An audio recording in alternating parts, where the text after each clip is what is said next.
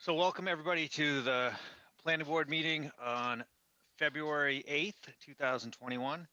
As a preliminary matter, this is Rob Benson, planning board vice chair. Permit me to confirm that all members and persons anticipated on the agenda are present and can hear me. Members, when I call your name, please respond in the affirmative. Yes, I will. Muriel Kramer. Muriel Kramer's here. I don't see Jane yet. Jane, if you're out there, let me know. Dave Paul. Jane and Sundar are not going to be showing up, Chair. Okay. Dave Paul. Dave Paul here. Dave Paul here. Mary Larson Marlowe. Can you hear me, Muriel? Mary Larson Marlowe here. Deb Feinbrook. Yeah, Deb Feinbrook here. Oh, you just joined. And Sundar is not going to be here. Fran DeYoung present. You acknowledge? I saw Fran come in and just out. fell off. And Gary will be joining late. Staff, when I call your name, please respond in the affirmative. Mr. Gelsich. John Gelsich here. Ms. Pemberton. Stephanie Pemberton here. Mr. Paradise. Phil Paradis Beta here. All right, this is the normal spiel in our COVID times, so I'm just going to run through this. It might take 2 minutes, but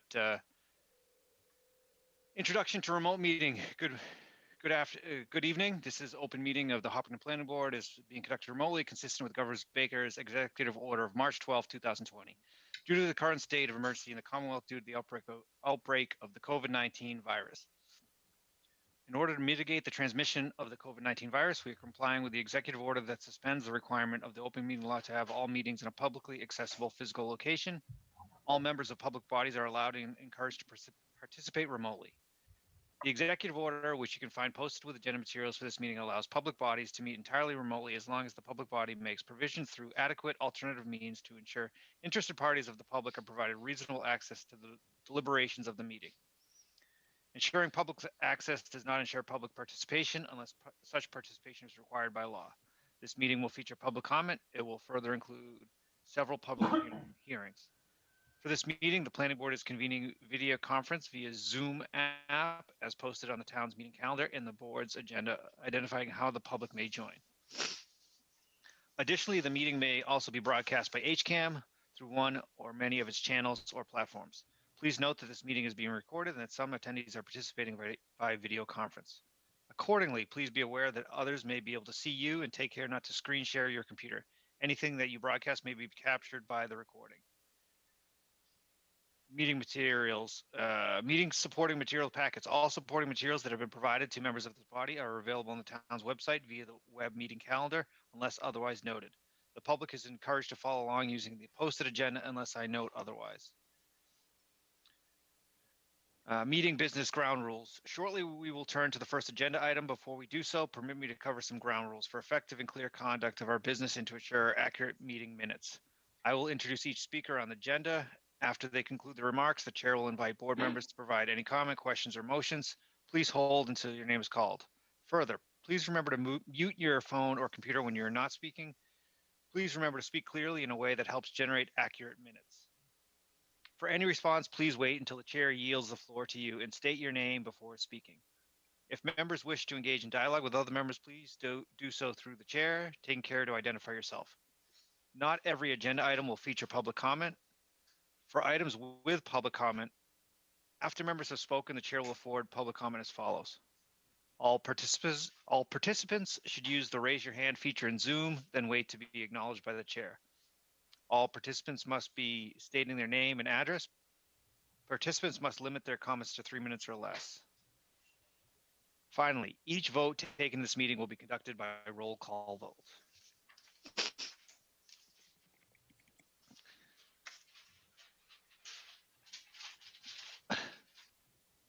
So we have three things on our main topics on our agenda. Administrative items.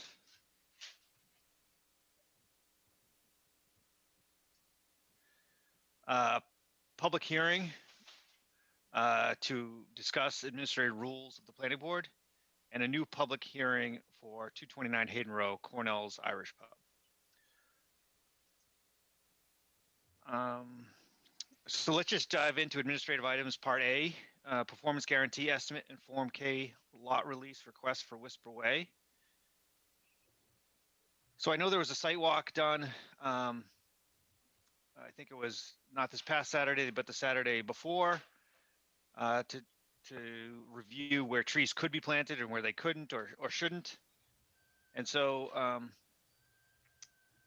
Dave, I know you went. I'm not sure who else was able to attend that site walk, but the outcome of that was there's some trees that were requested to remain and some were not requested to could be removed.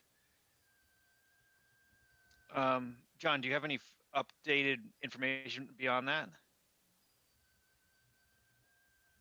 Yeah, so I'm going to pull up the revised beta estimate.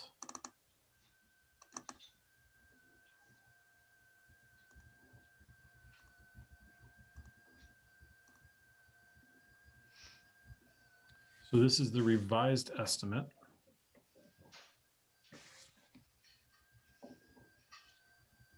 Phil, he may be the best person to speak to what has changed.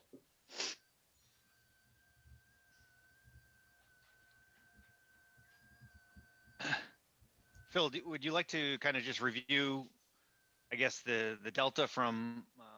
Sure. Scott Ritter from our office, a landscape architect, went out and met with Paul and Chris, I believe, out at the site. And they determined that there is room to plant 19 street trees. They also indicated that there's around the detention basin where it's required to be screened, they determined that 14 arborvitae and 9 rhododendron would be planted around that to provide the screening adequate. So those have been, the number of street trees have been updated, as well as the other items in our report, in our estimate that John has shown on the. Through you, Mr. Chair. Yes, Dave, please go ahead. Just a quick add-on to what Mr. Paradise said. So there was a few more of us there at the site walk. Both Mr. DeYoung and Jane Moran were there from our side, and I think both Nation Brothers were there as well. And we had a good meeting, discussed lots of things, and then came up with what I'll call a compromise, right? Reasonable compromise to increase the amount of street trees by 5 trees and add some rhododendrons. So I see Mr. DeYoung is now on the call, just FYI. But I think it went well. Yeah. And that's So, my input. through the chair. Yeah, Fran, please. If Mr. Paul's done, I think you did a nice job of kind of recapping. I apologize, folks. I was having some technical difficulties logging on with Zoom, but it was, and I do appreciate, the folks that did attend. Craig and Chris provided a good overview, and it allowed us, I think, I won't speak on behalf of Dave and Jane, but at least myself, provided a really good kind of understanding of what could be done, and hopefully that this revised number in the bond is acceptable to all parties.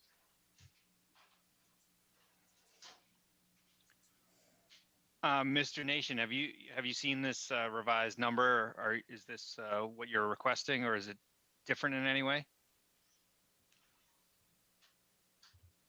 Hello, Chris Nation. Yeah, and this bond looks fantastic. I think it's great. And I did let John know that. So I think all went well.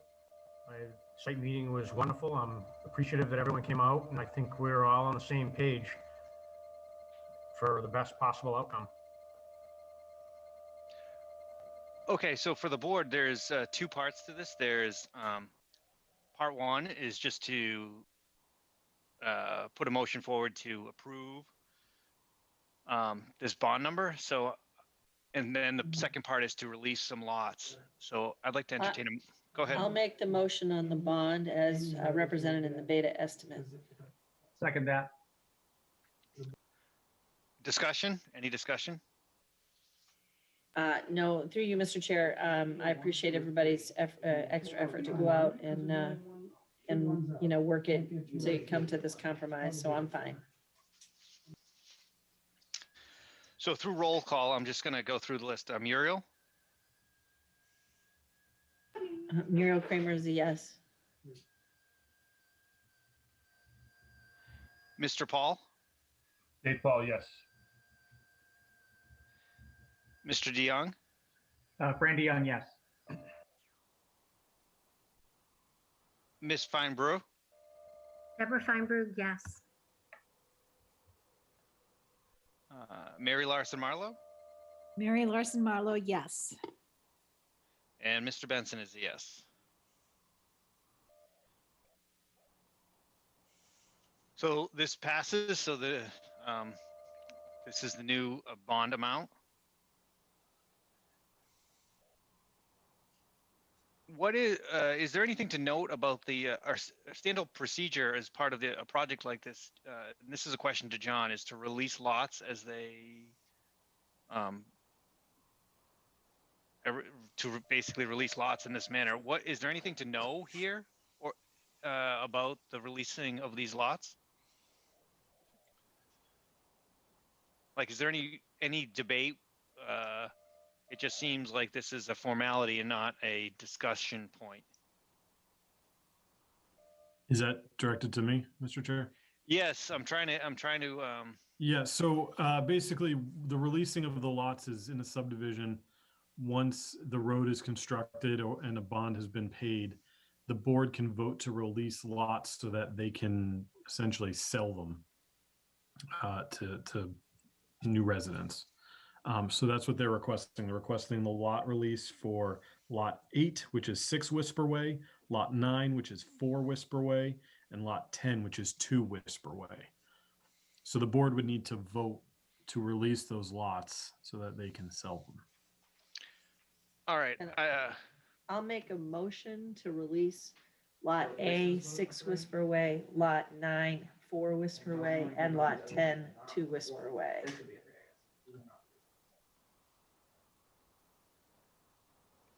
Is there a second? Dave Paul, second. All right. Through Discussion, roll. Mr. Chair, Oh, yep, discussion? Yep. Go ahead, Fran. So maybe just a question and directed back toward John through the chair. You mentioned something about the road as well, Yes. John. Does that need to be, I don't think we have to accept the road at this point. No. So the road isn't complete. It's just built enough that you can drive on it. Correct. It's not in a town meeting acceptable form yet. Okay. And this bond what's on the screen shows what still needs to be done for the road to be completed. Thank So you. since they're paying this bond, they're acknowledging that this work still needs to be done. This bond would cover this work to complete the road should they opt not to. Yeah. And therefore, everything is kind of covered so that these lots can be released now that we know that this road can be completed with the required amount of money. The one thing I would say in terms of timing is it would be better to have the bond in hand to then release the lots, because we don't want to have the Form K signed and then not get the bond that was voted on.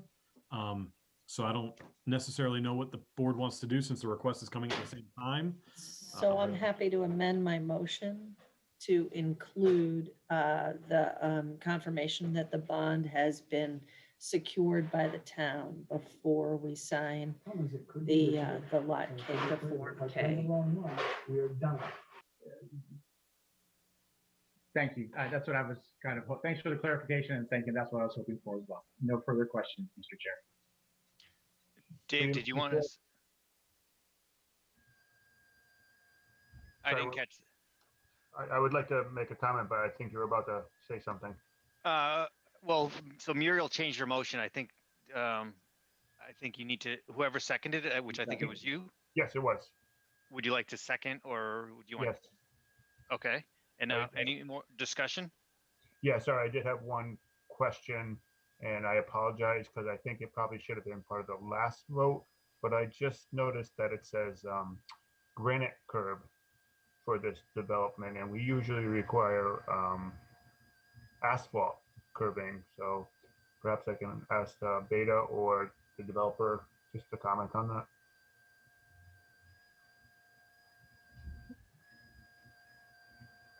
Like for me to answer that? Sure, go ahead.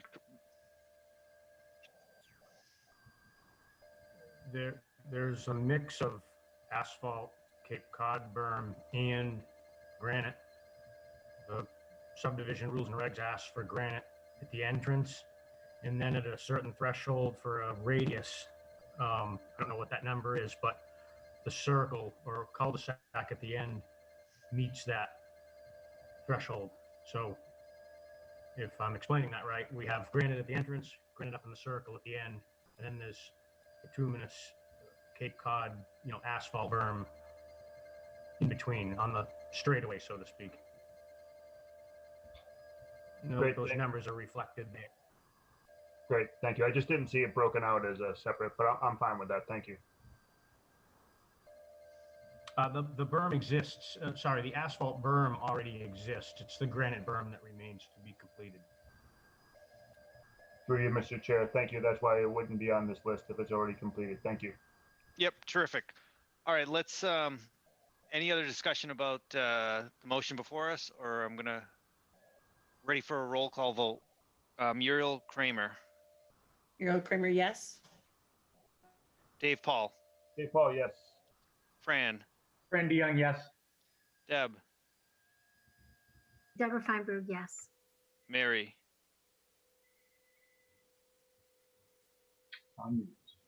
Mary, You're on mute, Mary. Mary Larson Marlowe, yes.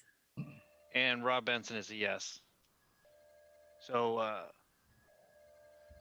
Mr. Nation, you're all, two things you wanted to get accomplished here, or both?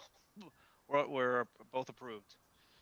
Yeah, So what's our steps, John? Do we have to go in as a board to sign? So since the motion was that the Form K would be approved pending the securing of the bond, once we have the bond received, I'll send out an email to the board to say, hey, come in and sign it. Granted, it's going to take a little bit longer than it normally does because, COVID is still hindering the timeline. So we'll try and get this done as soon as possible.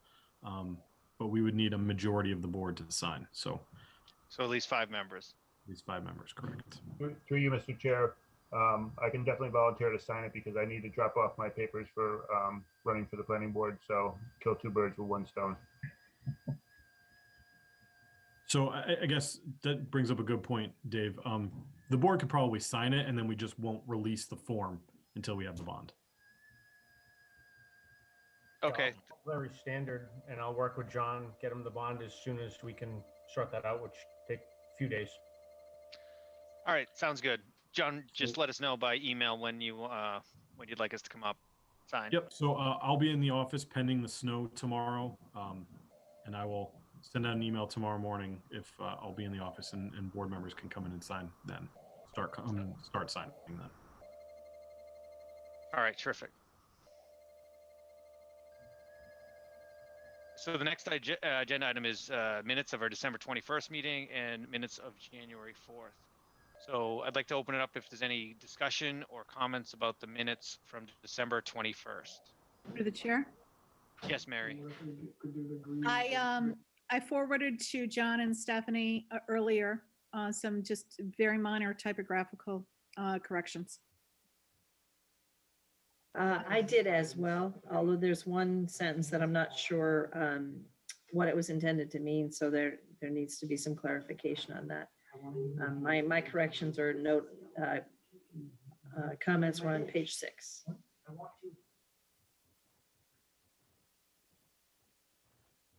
Do we, as a board, do we want to bring these up to discuss, or how do we want to move forward here?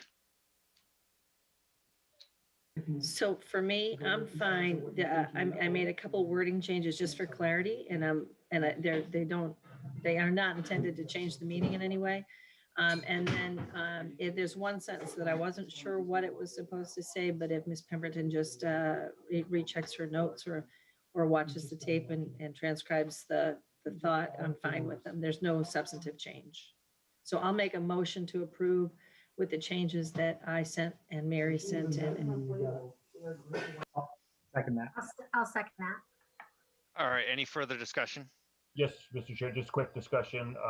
Mary, your changes were very minor as well. They were typographical. Great, thank you. All right, I'm gonna, unless if there's no more discussion, roll call vote. Muriel, Muriel Kramer, yes. you were too quick. We just heard the mic on and off.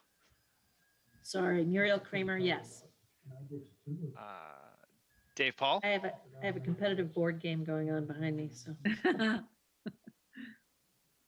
Mary seems to be in outer space, so. Yeah. Hey, Paul, yes. Fran DeYoung, Brandy Young, yes. and Deb Feinbrugg. I can never pronounce your last name correctly. I apologize. I just struggle so mightily with it. It's Brug. It's Brug. It's the Dutch or Finnish word for bridge from my husband's name. So, yeah. Anyway, Deborah Feinbrugg, yes. And Mary Larson Marlowe. Mary Larson Marlowe, yes. And Rob Benson is a yes. All right. Same thing with January 4th, 2021 meeting minutes. Any? I'll make a comments? motion for the January 4th minutes to approve. Is there a second? Brandy Young, second. Through the chair, Yes, Steph. I just wanted to let you know, Ms. Larson Marlowe did send same thing, just a typographical changing. I put council with an IL instead of council, SEL. Okay. So just to let everyone know. Muriel, are you okay with making a friendly amendment to accept? Friendly amendment with Mary's suggested correction, yes. Second. All right, let's go through roll call vote. Muriel, Muriel Kramer, yes. Dave Paul,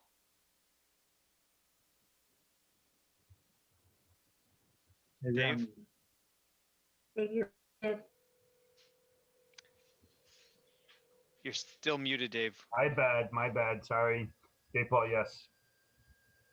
And Fran. Brandy Young, yes. And Deb Feinbrugg.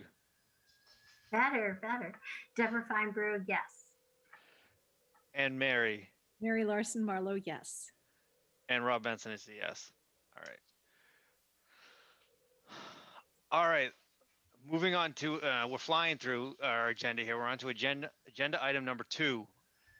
Proposed changes to administrative rules of the planning board and submission requirements and procedures. So there's Osmod, NMU. I don't know what that acronym stands for off the top of my head. Site plan review, stormwater, earth removal, garden apartments, village housing, flexible community development. So if everybody recalls, at a prior meeting, we discussed making it a requirement, a formal requirement of projects being brought to our professional staff before they come before the planning board. And if my memory serves, we took a vote to make that happen. And so these are the documents and regulations that would need to be updated.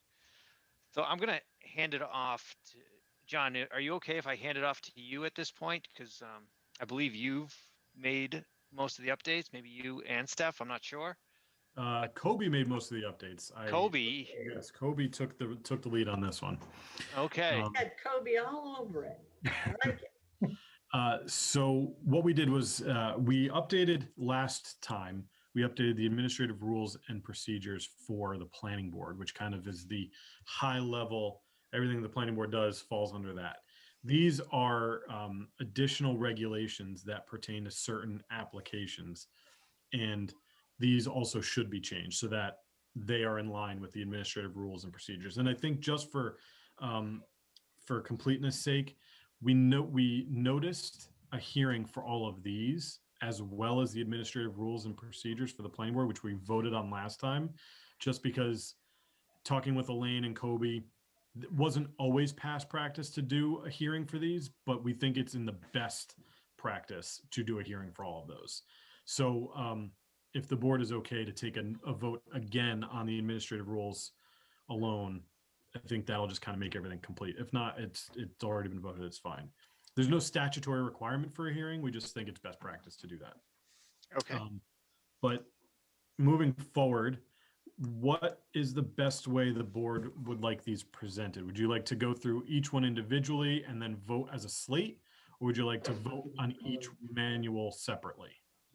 So can I just ask this? We had these in the packet. If everybody had a chance to look at them, I mean, I would prefer to ask if anybody has any questions, because I looked at all of them. The only question I had, and it's not really a concern, is there's at one point we added in a 3 years for a permit lasting for 3 years. I presume that is just standard practice and it was missing, or? So special permits recently at the state level have changed from 2-year deadline, or not deadlines, 2-year expiration dates to 3-year expiration dates. So we just changed that because in the zoning, it actually says special permits are, follow the state statutory language.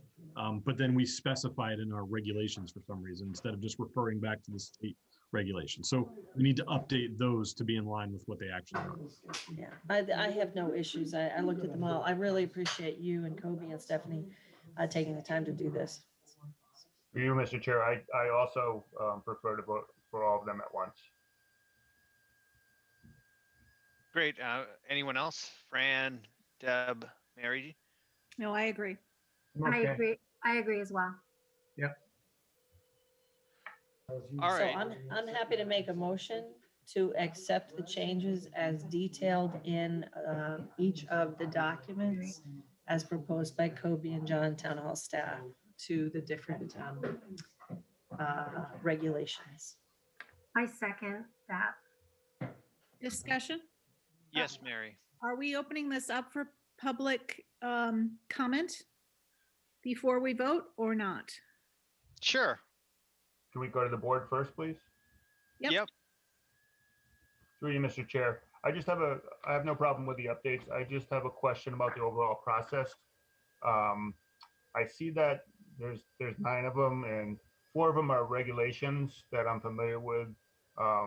However, the manuals, perhaps if John can speak to a little bit, like what are these manuals? Where are they stored? How do they relate to the zoning regs? Yep. So through the chair, some of these things I was even unaware of until I spoke to Kobe about it, because they're very specific to special permits for certain things. So like the NMU district, which is the neighborhood mixed use district, it's got think of it as like a site plan regulation for that district. It lays out the application procedure, the application contents, and all of the details of how to get something approved through the NMU district. And the same thing with the OSMA district and village housing and garden apartments. Since those are all unique type of special permits that are issued, in the past, it had to have been determined that they needed their own application manuals, so to speak. I don't necessarily know why. It may be because kind of like how the site plan regulations specify the number of copies and you need to have this plan and that plan. It's not listed in the zoning bylaws, so they wanted to have actual approved regulations that aren't in application form, because application forms don't need to get approved by the board. That would be my guess, is that they're just trying to keep it consistent, or the people in the past, Elaine was trying to keep it consistent. So that would be my guess. But these are really just directions more than anything of how to apply for these special permits and what the process is. Thank you. Through you, Mr. Chair, just a follow-up question. Yes, go ahead, Dave. So, John, I was able to map out, let's see, 2, 4, 6 of these to actual regulation, article numbers 11, 13, 35, such and such. but there was a few that maybe I just missed it, but didn't have an article number, like earth removal and stormwater. Article number, you mean in zoning? Yes. Stormwater and earth removal are general bylaws. Oh, general bylaws. Got it. So stormwater, I don't have my copy of No, this. that's okay. I don't need to know the number. Just the fact that you mentioned that they're general bylaws makes sense. Yeah. That's the answer I was looking for. Thank you. Fran, go ahead. Through the chair, and again, probably directed also toward John. So John, when I'll say you, but you, Kobe, Elaine added language, and I'm specifically looking in the language in garden apartments under application procedure. Is the language that was used or inputted there, is that from some other document? Is that some best practice language that's used, or is that just kind of the thoughts and ideas around how we can make the procedure better?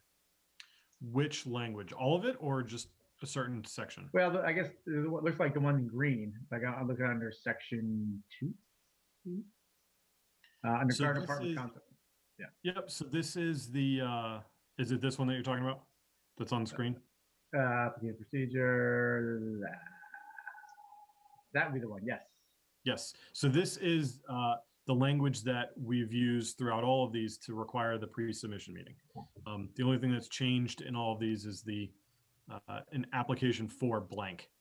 Okay. Everything else was just copied and pasted. So And we talked about this language for the administrative rules, and then kind of just copied it over for these manuals. Perfect.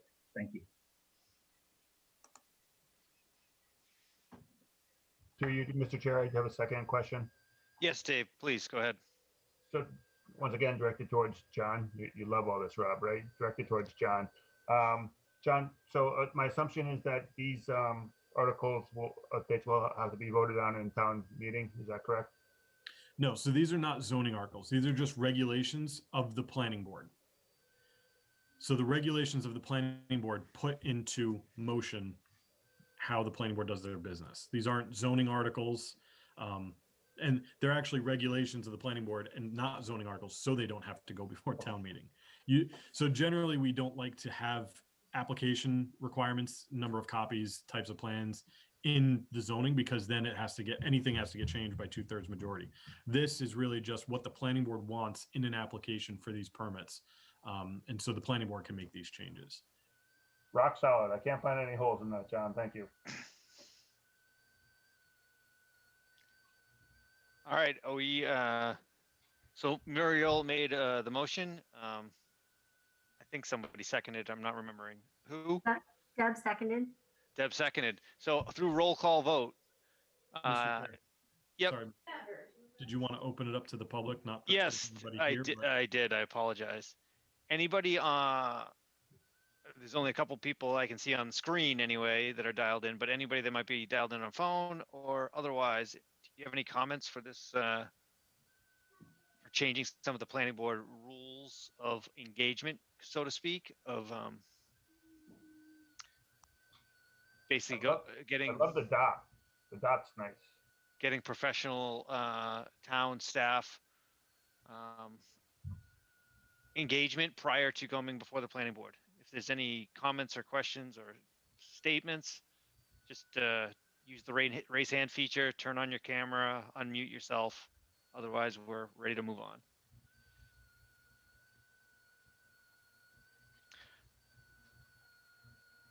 Hearing nothing, I'm gonna move on to a roll call vote. Muriel Kramer, Muriel Kramer, yes. Dave Paul, Hey, Paul, yes. Fran DeYoung, Randy Young, yes. Deb Feinbrugg, Deborah Feinbrugg. Brugg, Yes. Deborah Feinbrugg, yes. and Mary Larson Marlowe. Mary Larson Marlowe, yes. And Rob Benson is a yes. And I am, I'm working on the Brugg. I'm working on your last name. We're very proud of you, Rob. You keep up that good hard work. Ryan. All right. We're flying right along tonight. So I'm just gonna say you've said that twice. You're like begging disaster, okay? So Knock on- I knock don't on mean wood. to criticize, but stop. Knock on wood. No, I think he wants to make sure Gary hears it. We're flying right along. So the third thing on our agenda is the minor project site plan review for Hayden Row 229, which is Cornell's Irish Pub. Imagine most people know where it is in town. So this proposed development, let me just give some background. I'm reading from the doc here. This proposed development is the modification of the parking area to allow for additional outdoor seating at the restaurant. The seating is currently in place temporarily in response to the COVID-19 pandemic, allowing for customers to patronize the restaurant without going inside. However, the applicant is looking to make this a permanent change. So representative from Cornell's couldn't be on the call tonight. I talked to John, and we think we can move through this application without them in attendance. If anyone thinks otherwise, you can let me know now. But I think we can get through this application without the applicant present. Through the chair? Yes, Mary. I would not feel comfortable denying this application without the applicant present. I would be fine with approving it if we do that, but Optimism Well, there. Optimism. let's make our way through it and see. Maybe we take a straw poll before the final vote, because I think it's from my read, it's fairly straightforward. I don't have a lot of, but let's work our way through it and see where things end up, where everybody's opinion is.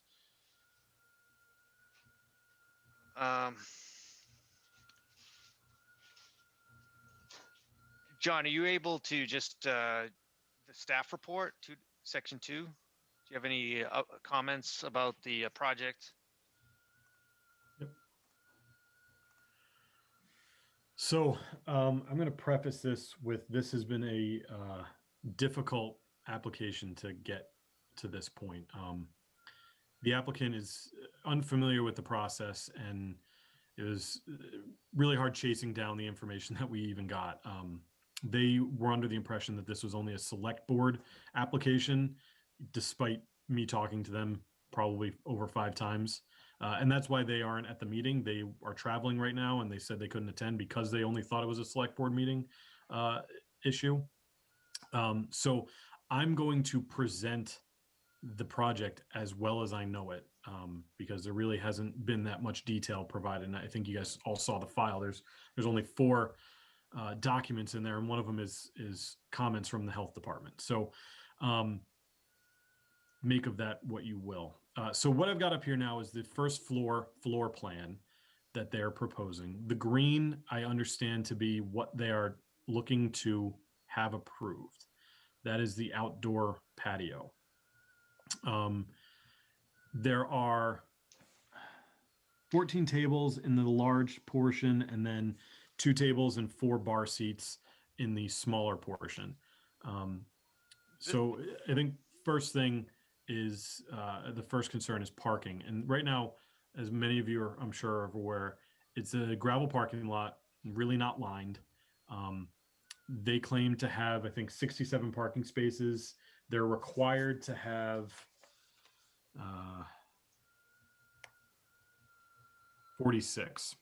So they would be losing, I think, 5 spaces is what they said. And that's what triggered this as a minor site plan, is that they would be losing 5 spaces. And that 67, as I understand it, includes or does not include those 5 spaces. So that 67 is what it would be without the 5 that they would be losing. So they would be in compliance with parking in terms of zoning. So that's not necessarily in concern. They wouldn't be adding any gross floor area. Outdoor seating is not considered gross floor area per our zoning. So going through the whole process and looking at the site plan standards, it appears to meet all the site plan standards. My concerns that I brought up to Colm, which he addressed, is that they'll be putting up a fence, though we don't have any details as to what that fence will be. So we don't know if it's going to be chain link. We don't know if it's going to be picket fence or privacy vinyl or anything like that. They are going to be putting bollards in to protect the cars from crashing into the seating area. However, we don't know where the bollards are going to be. We don't know what style the bollards are going to be. We don't know how many bollards they're going to be. And that's kind of a concern. Trying to think of anything else.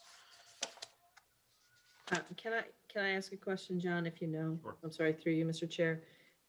So I know that this went up for, in response to COVID, to expand the ability to stay open and so forth.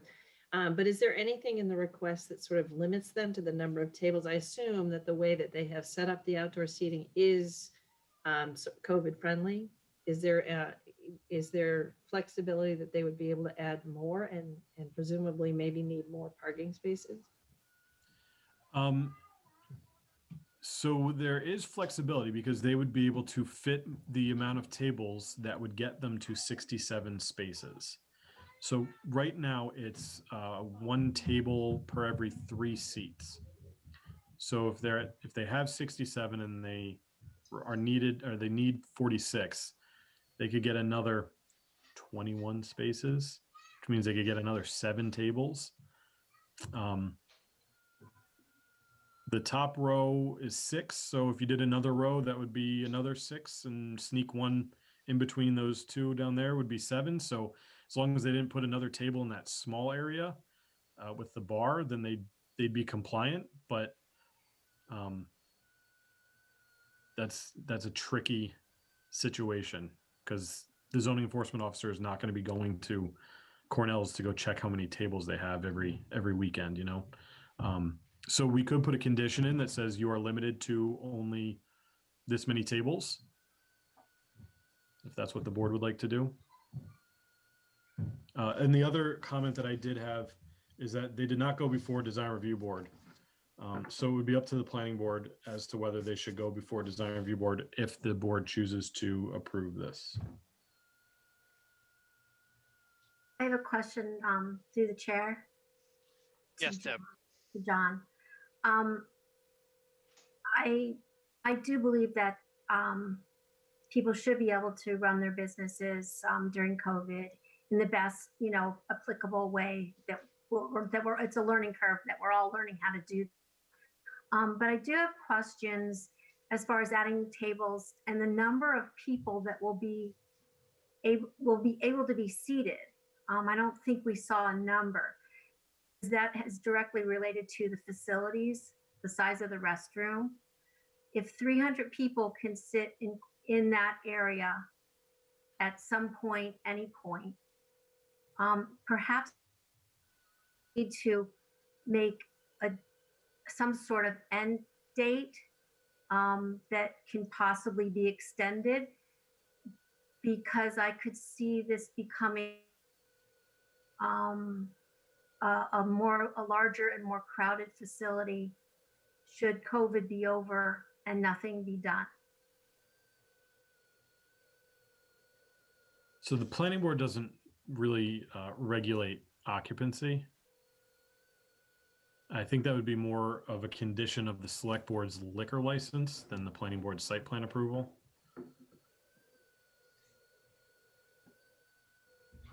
Or possibly a building permit question as well. But how do you? I don't think they would need a building permit. Or once they got the building permit to do this patio, the building permit is done. It's complete. But then it should be somehow there should be some language somewhere where we do recommend that, because the facilities are very small. And I'm just wondering. So I think if you're concerned about the restrooms, that would be, I believe, a Board of Health issue.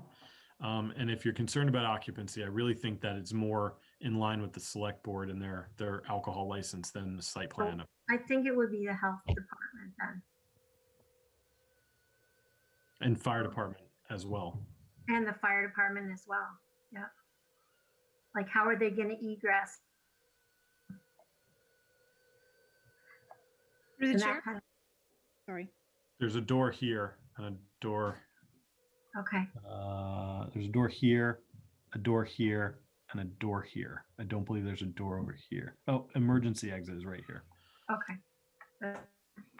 Go ahead, Mary. I believe there was one abutter that sent an email. But just speaking, I'm a fairly nearby neighbor, although not a direct abutter. And I believe that, I don't remember the exact wording, but I believe that abutter was concerned about noise.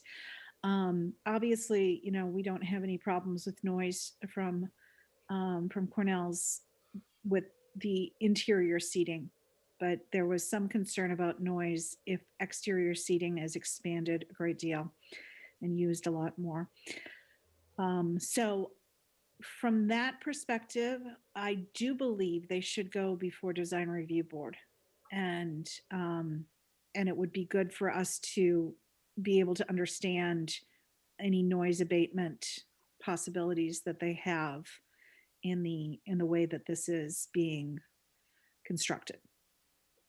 You, Mr. Chair, to add on to what Mary is saying, I'd also like to follow John's suggestion that they go through the design review board for the pollards and the fencing. We can add that as a condition. Both of those, I would think. So can I ask a question through you, Mr. Chair? Yes, please.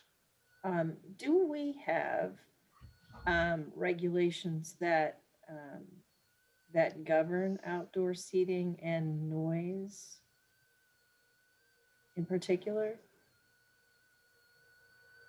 Not that I'm aware of. I don't think so either. I mean, there is a noise bylaw, but Yeah. I think Zach is very familiar with that, and it's Yeah. really based on construction only.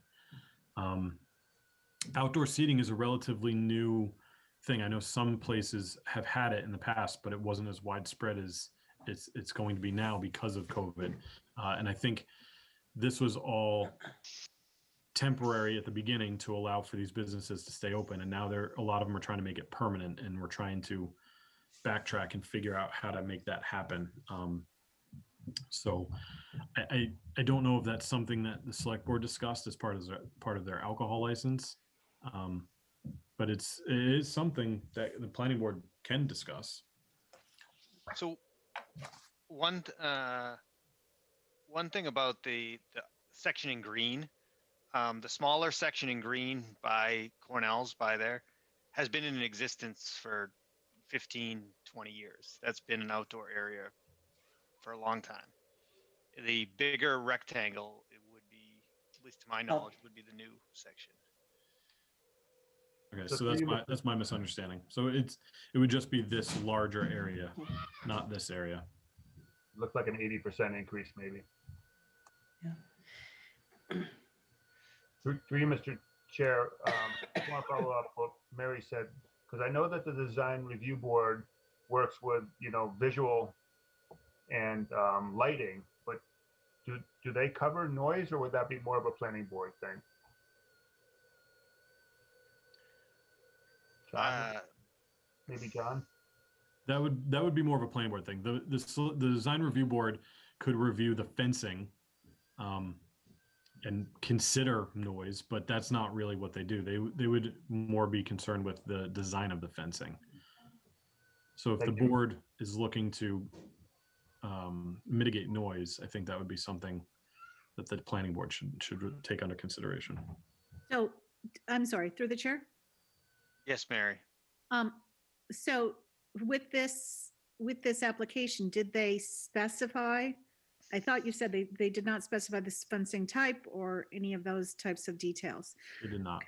So I guess that's what I would be looking for is, and if to give them any hints, it would solid fencing of fairly high, height would likely do the trick with noise abatement.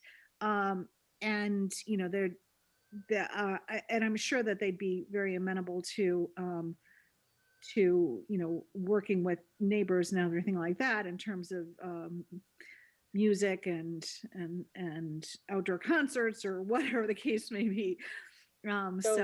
So we know from history, it's not zoned for entertainment, for Yeah. live entertainment, right? Or it, you know, there's, without a change, there shouldn't be concerts and that kind of thing. Right.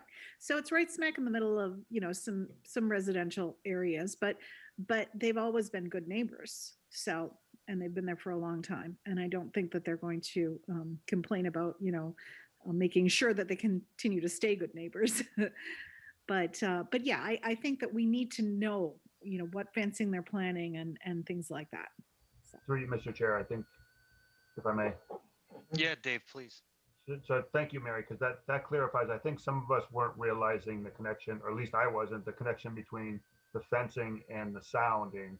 So I think if we do a condition that, you know, before they build the fence, that they get approval from the design review board, and just we could say that from that it's effective from a visual point of view and from a reducing the sound point of view. Does that make sense?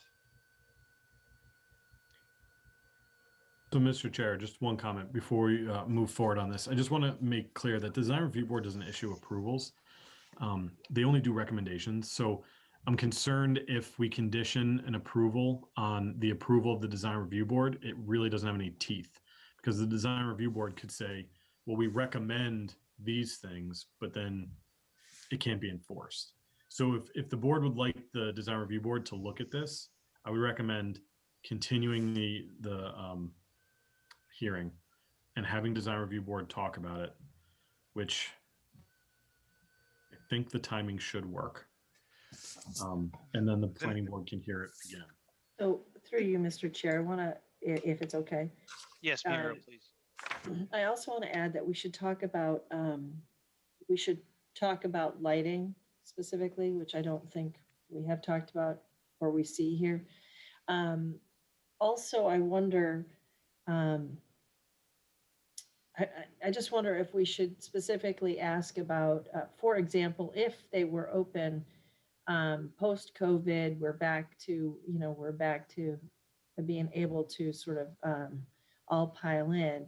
They could conceivably be open late in the summer out there with a party or something like that, and that might be a concern for neighbors, rather than, like, I'm conceiving of it's more to be used for dinner and sort of, you know, single table gatherings, not so much a big gathering, but I don't know that that's so, and I don't know if that's a concern.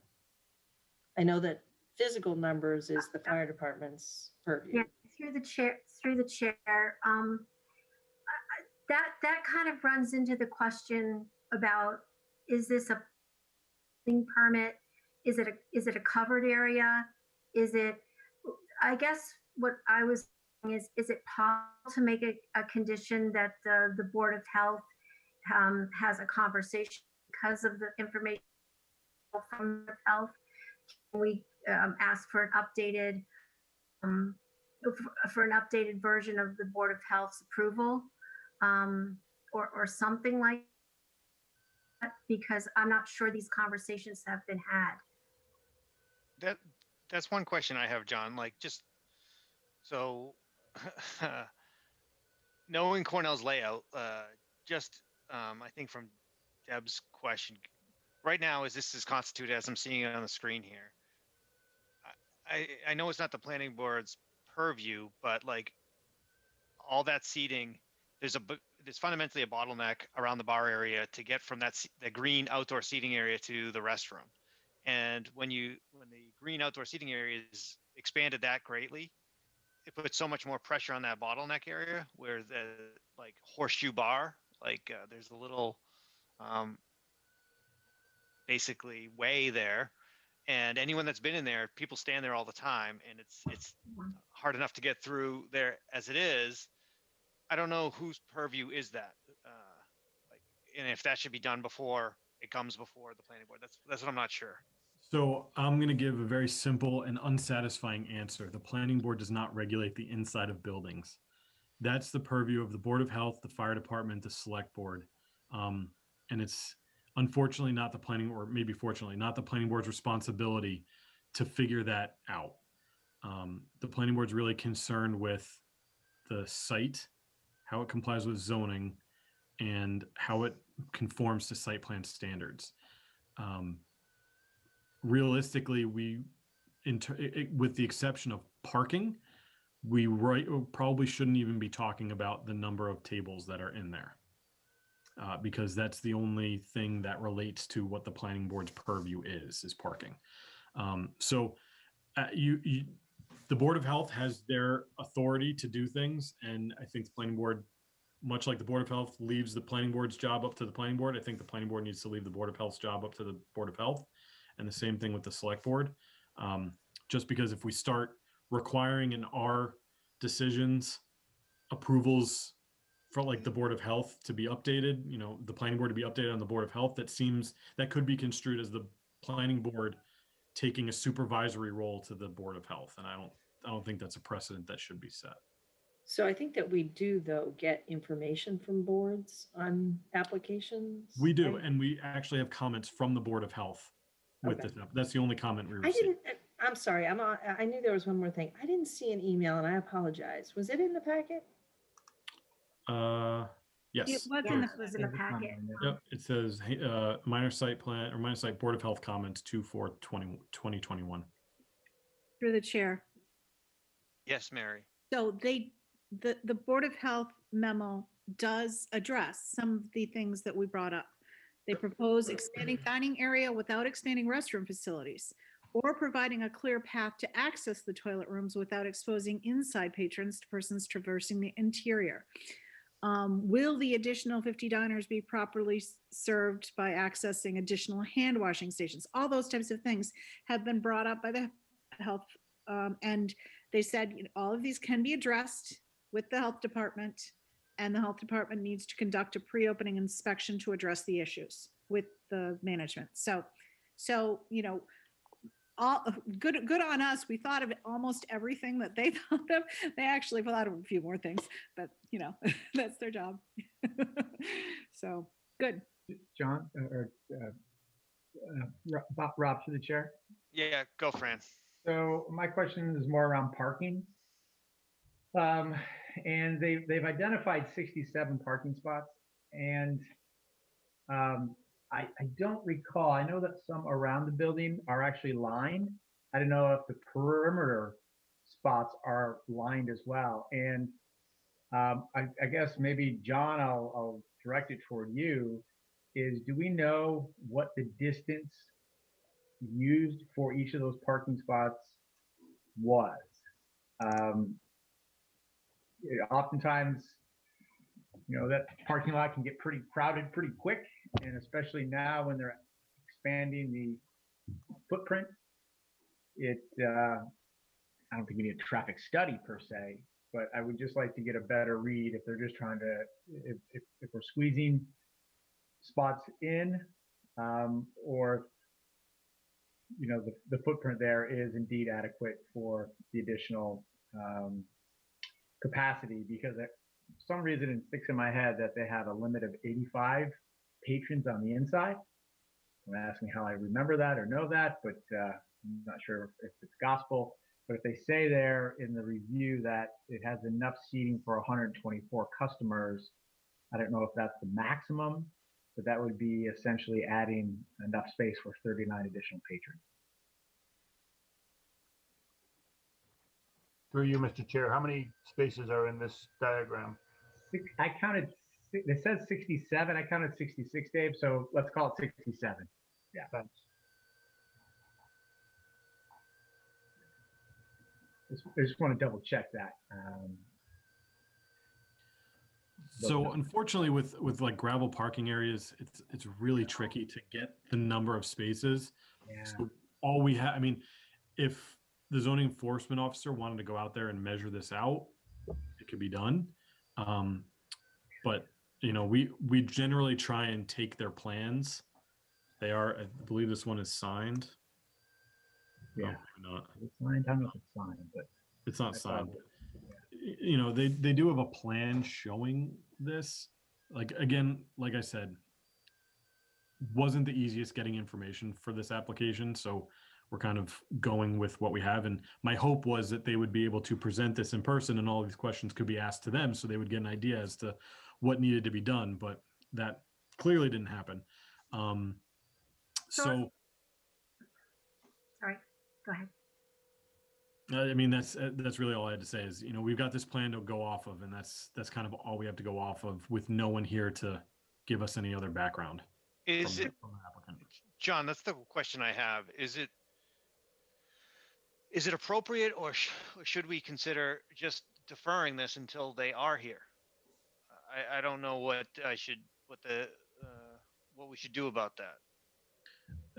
Ultimately, it's up to the board, what the board would like to do. I think it would be helpful to get more information from the applicant. It's always helpful to get these questions answered from the applicant before a decision is made. However, the concern with this one is it's a minor site plan, and minor site plans are required to have a decision rendered. I think it's within like 60 days of the application. So this has a hard deadline of March 12th, which should work. Design Review Board is meeting on the 16th, and the Planning Board has another meeting on the 1st. However, if they were not to show up on the 1st, that would complicate things because then the board would be stuck in a position of either approving it without getting the information that they're looking for or denying it. Through the chair, can I make a, make a motion to take a straw vote on whether we should vote on this tonight or defer it? Do we even need to have a motion for that, Dave, or is that something the chair can? I don't know. I think that's maybe a request. I'm not sure. Yeah, I think it's a request as opposed to Make a motion for that. It's not an official vote. But I just wanted the opportunity, what I want to do is direct focus to that and discussion toward that before we take the straw vote. Okay. Did someone have something, another I comment? had a question through the chair. My internet is a little unstable, so I apologize. I was, sort of to piggyback back on Fran's comments about the number of parking spaces. I know the parking lot is very muddy. And I don't know if it's been improved since the new owners came in. Well, they're not so new. What, about 5 years now? That should we be requiring some kind of a drainage plan? So that we know that the outdoor seating is above grade and dry, or the parking lot is, upgraded. I mean, does requiring something like that change it from minor to major to a regular site plan update? And so at what point get triggered? That I don't know.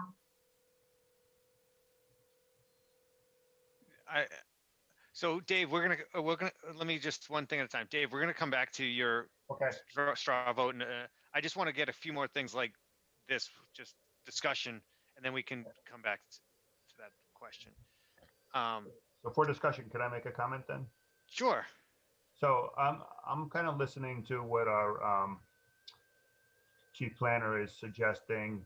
And it seems like we've, to Mary's point, we've asked questions about a lot of different things, and it seems like we're almost trying to improve an existing property here. And I'm going to change my mind and feel like we should just vote on this tonight and just keep things within our scope, because it's very easy to, go outside our purview, and that's not something we want to do.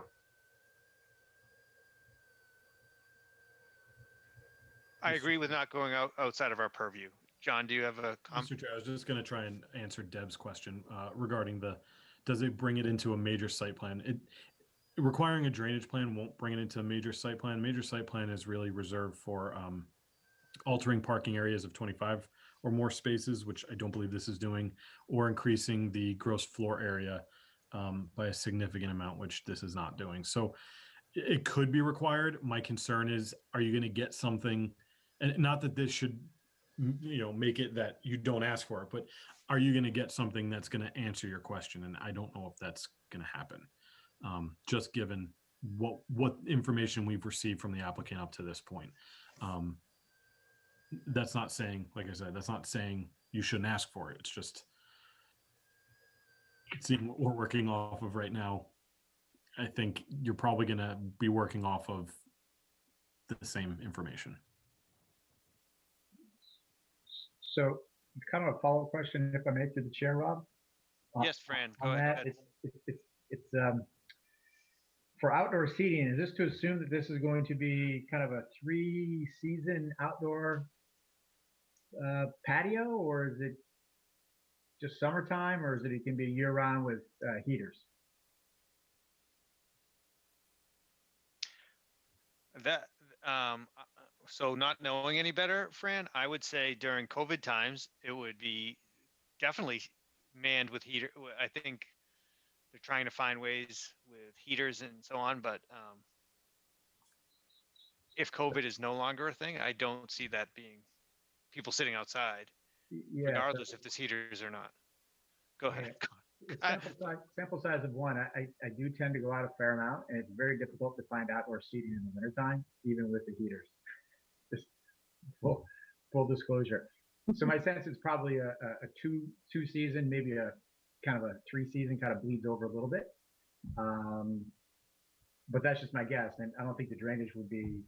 I can't imagine the drainage is going to be an issue in the summer, maybe in the spring or springtime or late fall. But I was just kind of curious. That would help guide some things, and I'm kind of with you. The drainage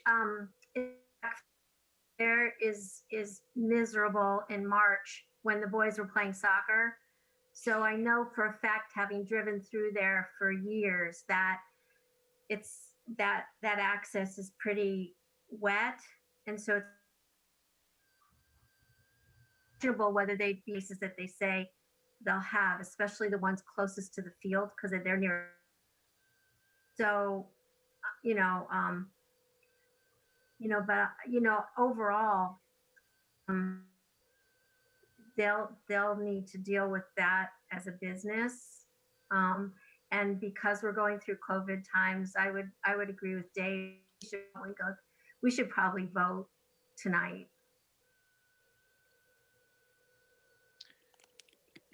So one of the things that we originally talked about a design review board looking at was the type of fencing.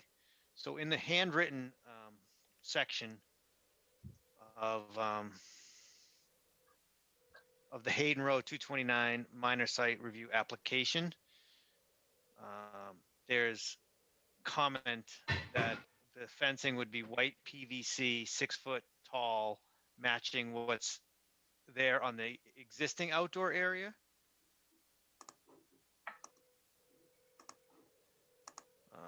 Okay. It's page 4 of that file. Good. Mr. Chair, one thing also, if there's any members from the public, once we're complete with our discussion, just to incorporate that if there's any abutters or any other members that would want to comment. Mr. Chair, just to follow up with your statement there, it looks like they have the bollards covered as well, installed in front of each parking space. Is that just is a ballard a standard item, like the concrete thing that slopes up? Is that they all the same, or? Through the chair, no. I think what you're talking about is a Jersey barrier, and bollards are more of the pole into the ground. So they have a pole, kind of like what you would see. I'm trying to think of who has them in town. Sometimes you see them in some parking lots with like the yellow, I think, right? And it's maybe 8 inches in circumference. So I mean, they've mentioned that there's going to be a white PVC fence.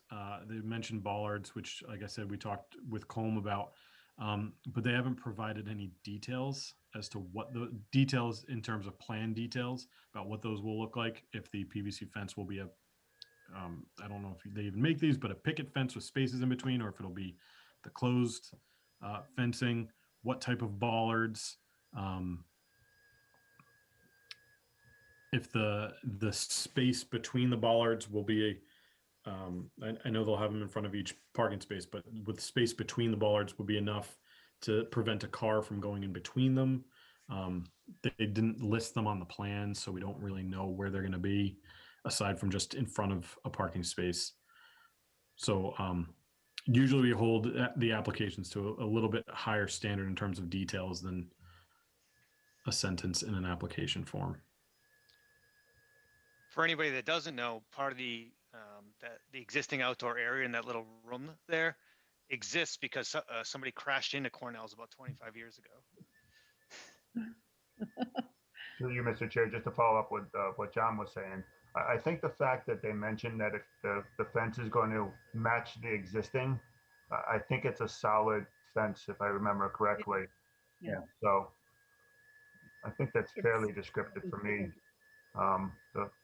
The bollards, you know, if they're in front of each parking space, the assumption is that a car can't fit between it, right?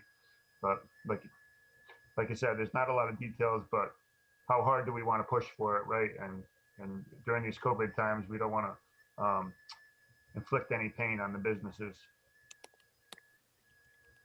Through the chair, comment on that. Yes, John. I think that's appropriate if the board is confident about the type of fencing. I would include it as a condition, just to make sure. And then if you took a look at the memo that I wrote, I did include a condition about the bollards that addressed the lack of details, for lack of a better term. And it says bollards or other barrier system shall be installed in conformance with generally accepted design standards for parking spaces that abut the proposed addition. The applicant shall coordinate with the police and fire departments to ensure these barrier systems are installed appropriately. So Sounds great. hopefully that would capture everything with the bollard issue as well. So did you write one for the fence, John? Come on, I did don't not hold out write on one for us. the fence. That one's easy. The applicant shall install a fence, a 6-foot high PVC fence, So moved. privacy fence, 6-foot high privacy fence, I believe is the term. Through the chair, Yes, Mary. I'm comfortable voting on this tonight. I second Mary's motion to vote with those two conditions.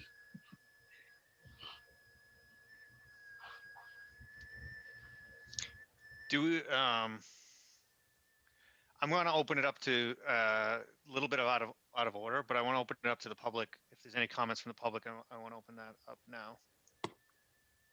If you use the raise hand feature, turn on your camera, unmute your mic. If you have any comments for, There may not be anybody out there because Bob is the camera, right? Mm-hmm. And we don't know who the dot is.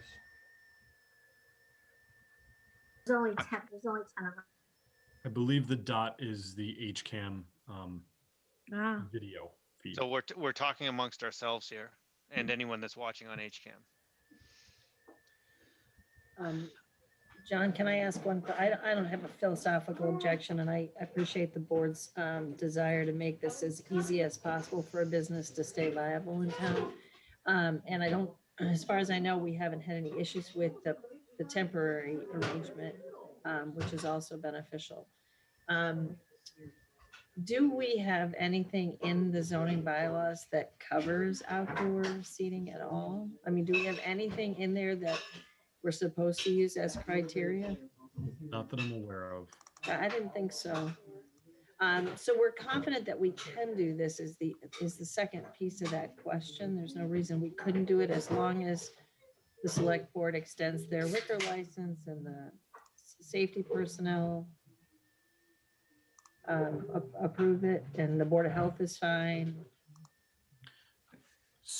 Through the chair, to hopefully answer that question, there's no provision in the bylaw. I'm just doing a quick global search. No provision specifically allowing or preventing outdoor seating. However, the definition of restaurant and the definition of neighborhood restaurant both reference indoor and outdoor seating. So one is to assume that that is an allowed use with restaurants. So to my knowledge, like in the short term, this is not going to like they still have they're gonna still have their outdoor seating. I just don't know any drawback to not have the design review board review this and then come back to the planning board for a vote. I don't see any negative. I don't think it's going to impact the business. They're going to still have that seating exist.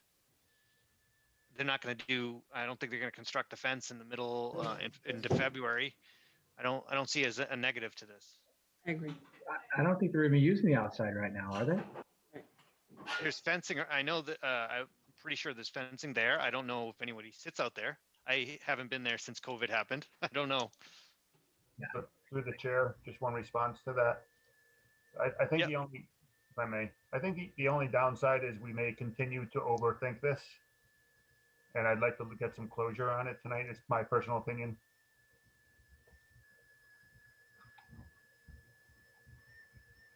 I appreciate that. I also think it's worth maybe getting a few more answers. Like I want to move this along too. I don't want to wait, but if nobody feels the same, we can open up to a vote. But I think it makes sense, a little bit of prudency if it doesn't cost the applicant or the board anything.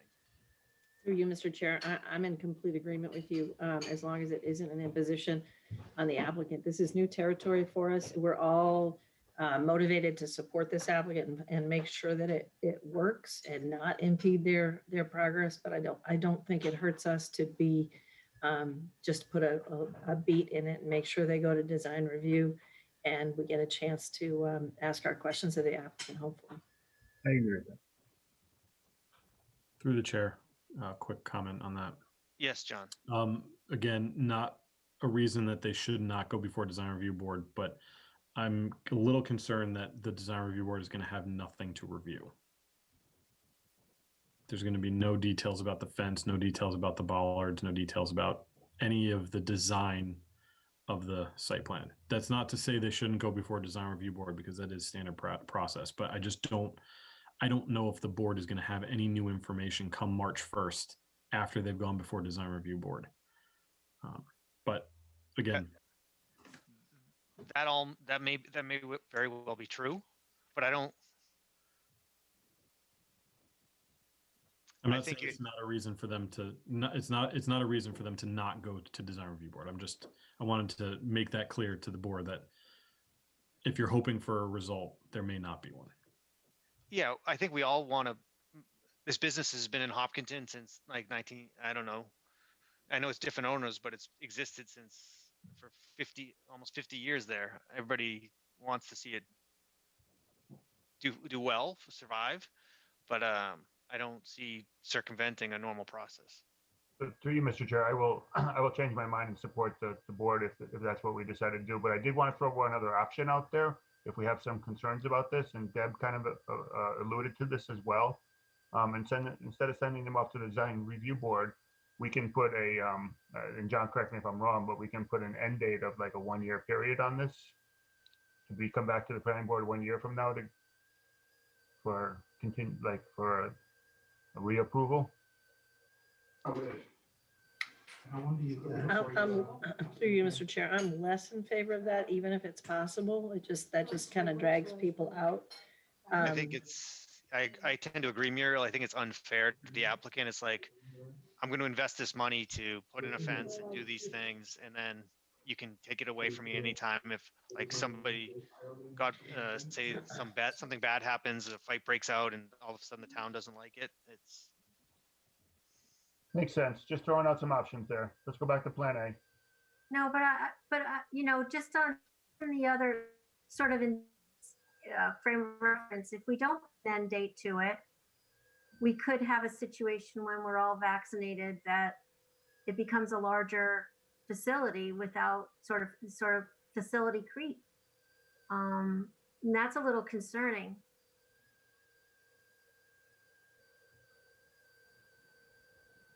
Through you, Mr. Chair, I think they're explicitly asking for that kind of expansion for beyond COVID. I mean, that's what we're considering. Yes, I would. So I'm comfortable with that. And Yeah, Fran, so- did you have another Yeah, comment? so I think I'm in agreement with you with the group here. I would just want to be clear that, if we're asking them to go in front of design review board, that they have a very clear understanding of what the expectation is going into design review board. It's just based on what the principal planner has shared with us, the degree of difficulty of gathering information. It would be helpful for both the design review board and the applicant to kind of know going in. And that, I think, would increase our chances of having something to review post the meeting with design review board. So John, Do we I don't have- know- go ahead. Do we have any process to help? Like with an applicant that may be struggling to provide answers, do we have any ability to kind of Guide. force feed them, for lack of better words, the path to take here? I'm looking at you, John. I'm going to try and say this as nicely as I can. I tried. I had many phone calls with Colm. He seemed to get what I was saying every time, and then we would get what you see before you as the application. And to be completely honest, we didn't even get a complete application from him. We had to go search for plans because he said he was just going to give us the same plans that he gave the select board, and he already gave them the select board. So just use those plans. So, it's just on a fundamental level, not really understanding what the application process was, and tried to explain it to him, but it just wasn't, the communication wasn't there for some reason, or the understanding wasn't there. So, we tried, Kobe tried, I tried, I don't know, Steph may have tried too.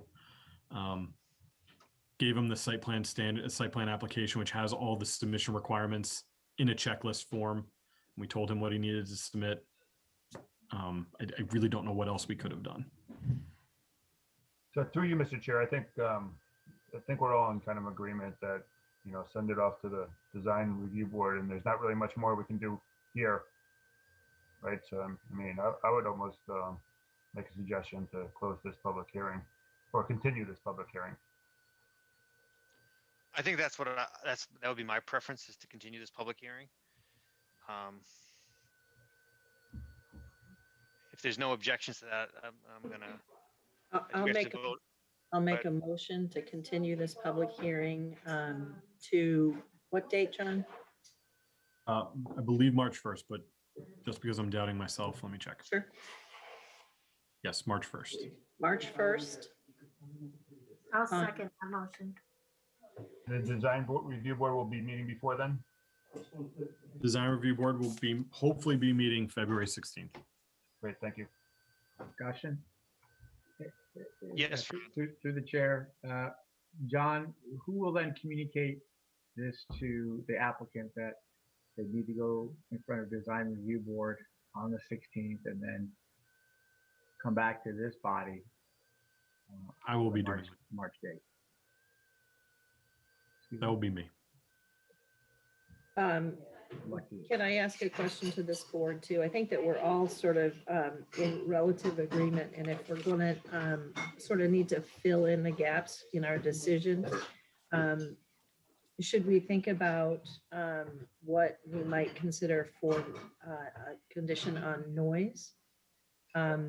Also a condition on the ballards, like, just getting the fire chief to weigh in and sign on.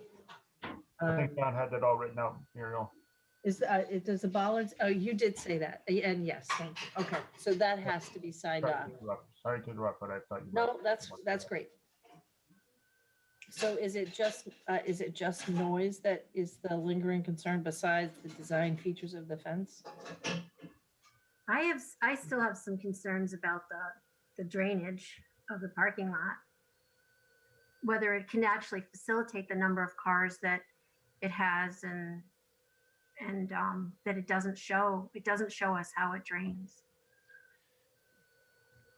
Yeah, I'm kind of a little bit in Deb's camp there, and I already saw in the application, she says she has line marked parking.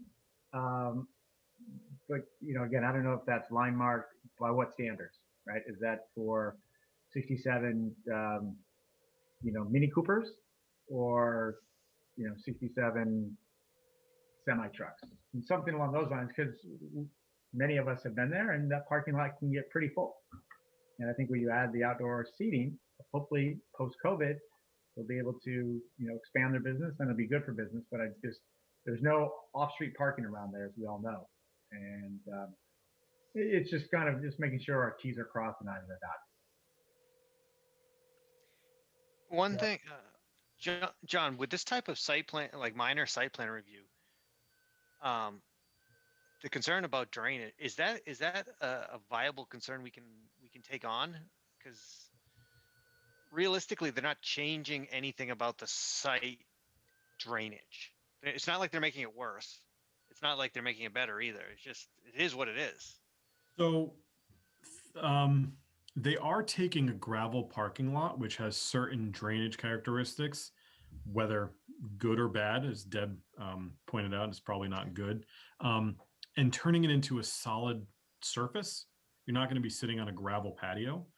So if they are taking digging out the gravel and then putting in a foundation and then putting the patio that's a little bit higher than the gravel surface, you could have some drainage pathways change. With something being around for over 50 years and probably a gravel parking lot for that entire time, if not paved to begin with, I can't imagine there's going to be too much infiltration on that gravel that's going to be replaced by patio. But I'm not an engineer, so I didn't do the calculations on that. If there's drainage issues on site, I would imagine they're going to stay relatively the same. So through you, Mr. Chair, we have like at least a half a dozen concerns from what I'm hearing. So can we just have somebody put up a notepad and just document these 1, 2, 3, 4, 5, just like we do like on those outlines? I mean, just so we can discuss them at the next meeting. So we have noise, ballards, fence, drainage, parking spots. I've got 5 items. All right. I'm good with that. Is there anything else other than those 5 guys?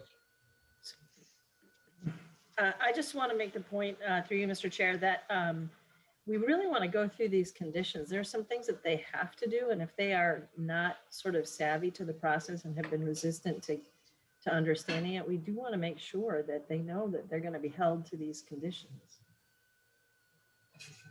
Like they have to provide, better plans. So through you, Mr. Chair, I think Muriel mentioned lighting, and you might not have that. Oh, Well, I don't know what to, Muriel, I don't know what to do with that comment. I agree, but I don't know what to do. I just mean if they do come next time, it's an opportunity to make sure we walk through the conditions and they understand what their responsibilities are.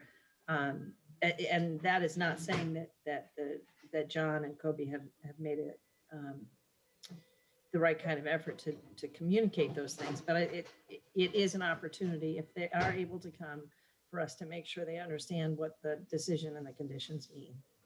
I do know, I've seen, I think maybe for the original request in front of the select board to add the outdoor seating, I know, or last time I saw them before the select board, it was one of the people working at Cornell's that did all the talking in front of the select board. So I don't know, I'm not sure why that is, but They may be the person who holds the liquor license. not the owners. And typically, there has to be some designee for most Okay. establishments that is the responsible entity for liquor. I don't know. I didn't watch the conversation, but often that is the case. The manager or the designee or somebody who is going to be the responsible party as part of their job often answers those questions when it's a liquor license. Okay. So any more discussion? Because we had a motion. I think we had a second. I'm not sure did we have a second? second, I'll second. All right. So we're going to continue to March 1st. John, is that reasonable? All right. So through roll call vote, Muriel, Muriel Kramer, yes.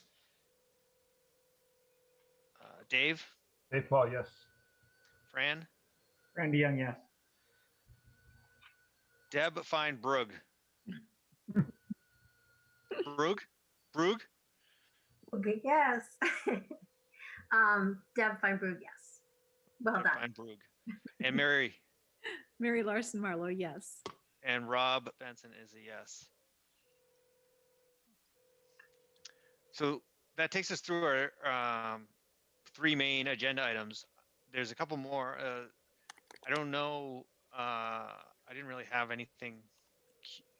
Through the chair, With before we you? move on, just a quick question. I don't want to confirm with the board. When I reach out to the applicants, if it's okay, and I would assume it is, to mention these items that you guys are still looking to hear about information on, so that they can be prepared to discuss that, or as prepared as they can be to discuss lighting, noise, fencing, bollards, all that kind of stuff. I'll mention that to them in the email if that's okay. I think that's totally makes sense. Okay. Yeah, I think so noise, ballads, fence, and drainage. I think it's the parking spot width was the question, and lighting. I And have a question. So this is kind of the elephant in the room in my brain. Is it be covered? Did they mention whether it was going to be covered or not? So I don't even know if that's possible. So it doesn't mention anywhere if it's going to be covered or partially covered, or if it's going to be a pergola type. It doesn't mention. There's no mention of that. Like, I know their existing outdoor area, Yes. for the 15 years it's been in there, it had no covering. There was maybe a slight covering over the little bar section of it, but the main, the rest of the area was not. So but there's no mention of it. I hear your question. I think you're asking it. You're saying it, but you're asking. It's really a question. Is there going to be coverage? I'm saying it's a question. Was that the intention? It's just unclear. Through the chair, I will include that in my list of concerns. Okay, great. So normally we never get to this part of the meeting. Should we discuss zoning board of appeals, or just is there anything to discuss? I think those are just notices Yeah, notices of none. for our information. By the way, I rechecked my packet. I did not see an email. If you can send that to me, John, if there is an email from somebody. From the I Board of don't know Health? why. It's not in the folder? I have the Board of Health, but was there an email from an abutter? I didn't receive an email from an Oh, abutter. okay. So I misunderstood. I thought earlier in the meeting. I said that, and I could have sworn I've seen one, but I'll figure it out. Okay, I didn't. I see either it. made it up I thought. We didn't, I we thought I didn't saw receive one. It's not in our files. Okay. I personally didn't receive one. I don't know if Kobe received one, but she didn't put it in the files either. Muriel, it's there. Just keep looking. It's there.